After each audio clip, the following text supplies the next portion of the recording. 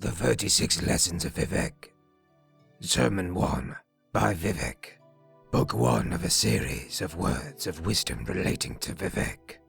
He was born in the ash among the Velofi and on Kaima. Before the war with the northern men, Iam came first to the village of the Nechimen, and her shadow was that of Boethia, who was the prince of plots, and things unknown and known would fold themselves around her until they were like stars or the messengers of stars. Iam took a Nechimen's wife and said, I am the face-snaked queen of the 3-in-1.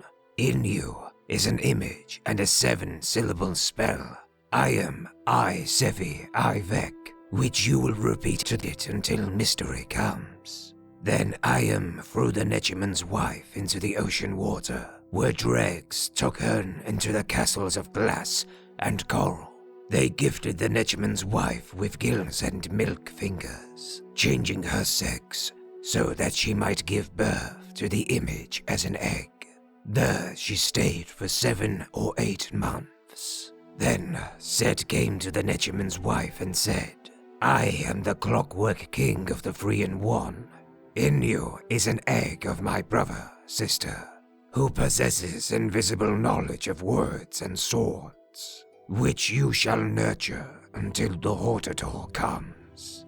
And Set then extended his hands, and multitudes of homunculi came forth, like a glimmering rope through the water, and they raised the Nechimen's wife back to the surface world, and set her down on the shoals of Azura's coast. There she lay for 7 or 8 more months, caring for the egg knowledge, by whispering to it the codes of Mephala, and the prophecies of Velof, and even the forbidding teachings of Trinamak. 7 Daedra came to her one night, and each one gave to the egg new motions that could be achieved by certain movements of the bones. These are called the Barons of Move Like This. Then an 8th Daedroth came, and he was a demi-prince, called Fa-Nuit Hen, or the multiplier of motions known, and Fa-Nuit Hen said, Whom do you wait for? To which the Nechiman's wife said, the Hortator. Go to the land of the Indoril in 3 months' time, for that is when war comes. I return now to haunt the warriors who fell and still wonder why. But first I show you this. Then the barons and the demi-prince joined together into a pillar of fighting styles terrible to behold, and they danced before the egg and its learning image. Look, little Vec, and find the face behind the splendor of my bladed carriage, for in it is delivered the unmixed conflict path, perfect in every way. What is its number? It is said the number is the number of birds that can nest in an ancient tebrol tree, less 3 grams of honest work. But Vivec in his later years found a better one, and so gave this secret to his people. For I have crushed a world with my left hand, he will say, but in my right hand is how it could have won against me. Love is under my will only. The ending of the words is ALMSIVI. Sermon 2. The Nechimen's wife, who carried the egg of Vivec within her, went looking for the lands of the Indoril. Along the journey, many spirits came to see her and offer instructions to her son, daughter, the future glorious invisible warrior poet of Ardenfell, Vivec. The first spirit threw his arms about her and hugged his knowledge in tight. The Nechimen's wife became soaked in the incalculable effort. The egg was delighted and did somersaults inside her, bowing to the 5 corners of the world and saying, Thus whoever performs this holy act shall be proud and mighty among the rest.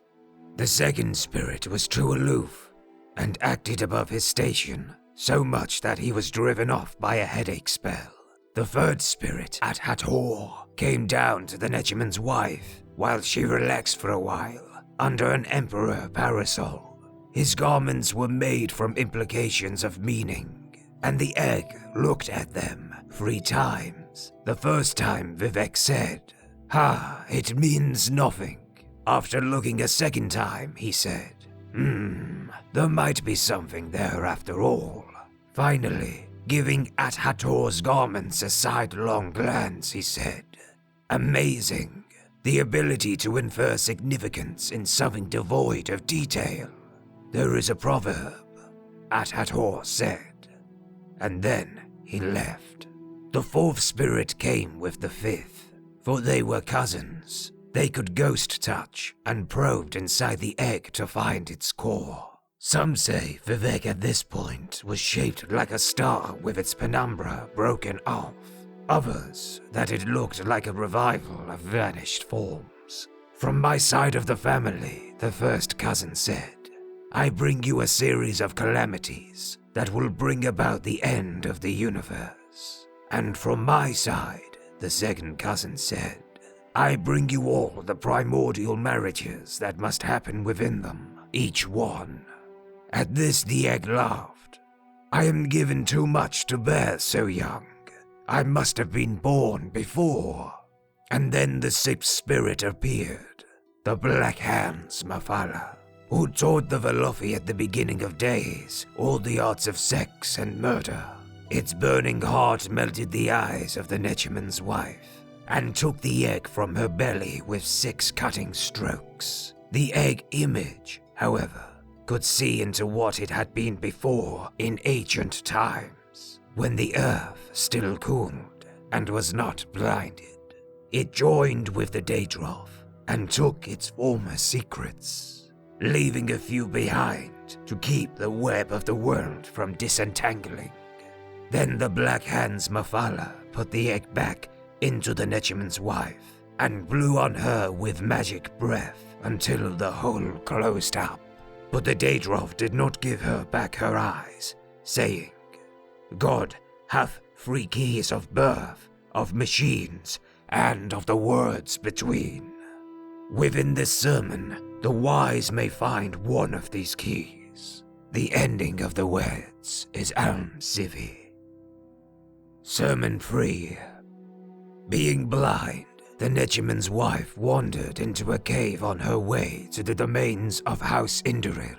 It so happened that this cave was a Dwemer stronghold. The Dwemer spied the egg and captured the Nechaman's wife. They bound her head to foot and brought her deep within the earth. She heard one say, Go and make a simulacrum of her and place it back on the surface, for she has something akin to what we have, and so the Velothi will covet it and notice if she is too long away. In the darkness, the Nechaman's wife felt great knives try to cut her open.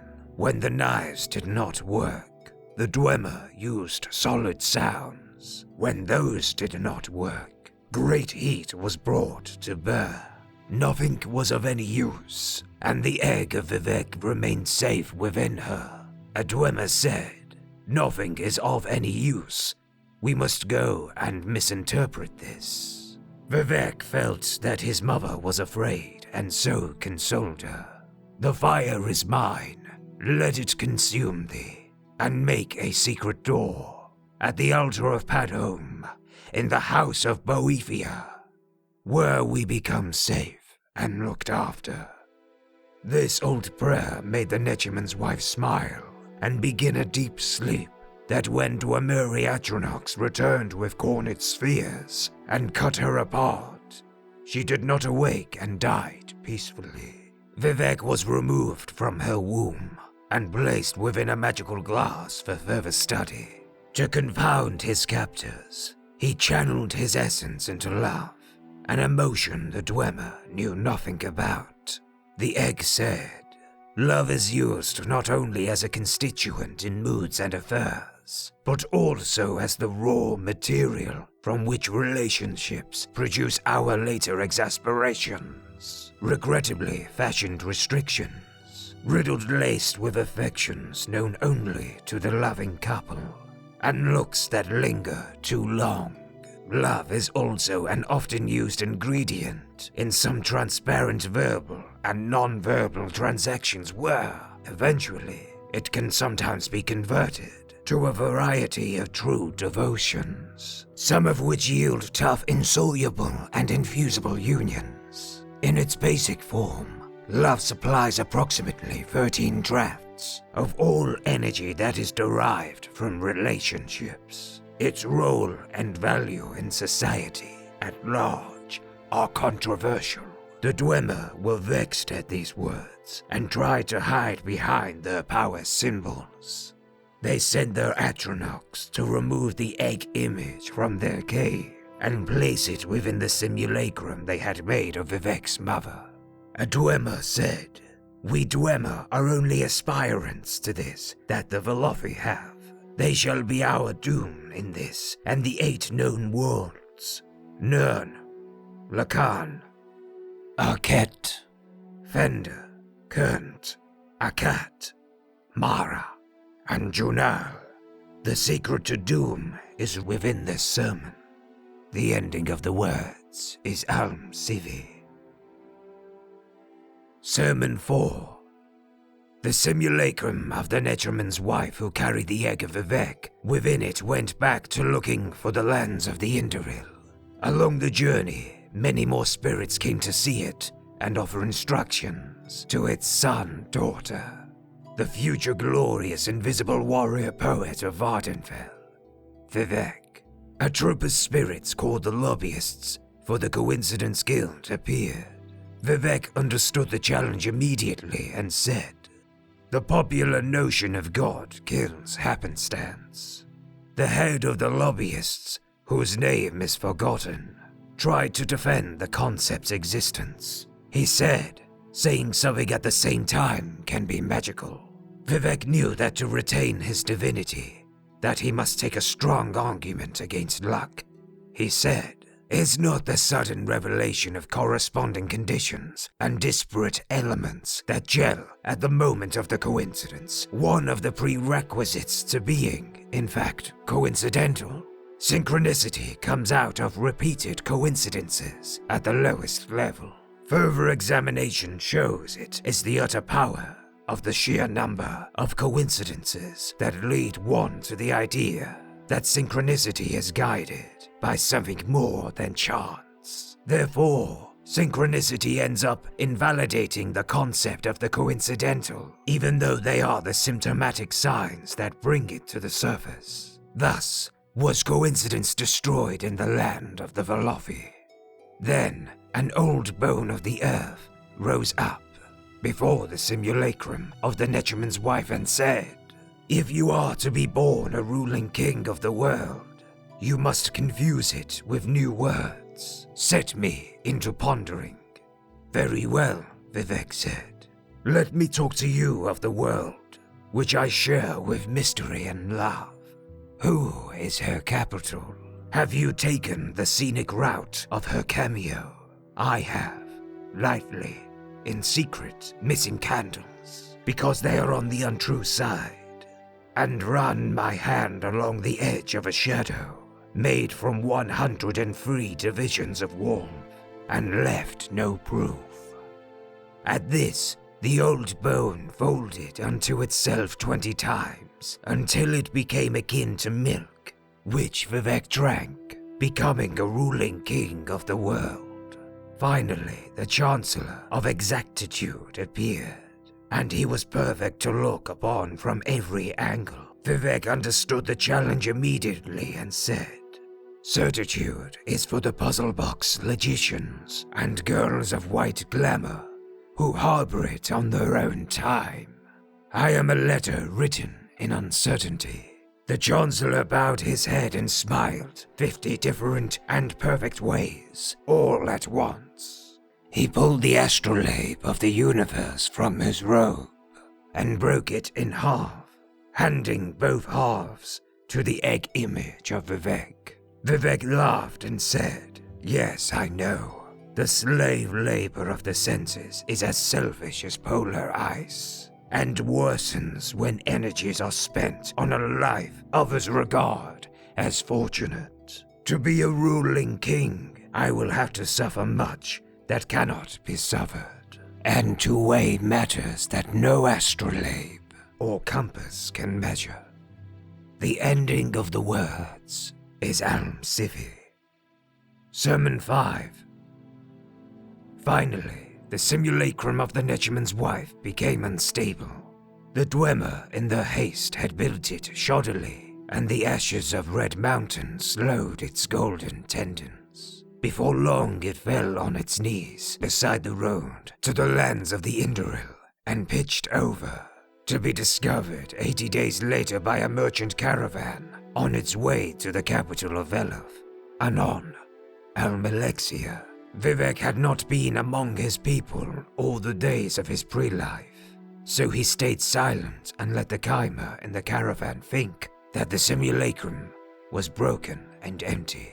A Chimeri warrior who was protecting the caravan said, "Look here how the Dwemer try to fool us as ever, crafting our likeness out of their flesh metals. We should take this to the capital and show our mother Ayam. She will want to see this new strategy of our enemies." But the merchant captain said, "I doubt that we shall be paid well for the effort. We can make more money if we stop at Normok and sell it to the Red Wives of Dagon, who pay well for the wonders made by the deep folk." But another Chimera, who was wise in the ways of prophecy, looked on the simulacrum with disquietude. "Was I not hired on to help you seek the best of fortunes? I say you should listen to your warrior, then, and take this thing to Ayam, for though manufactured by our enemies, there is something in it that will become sacred, or has been already."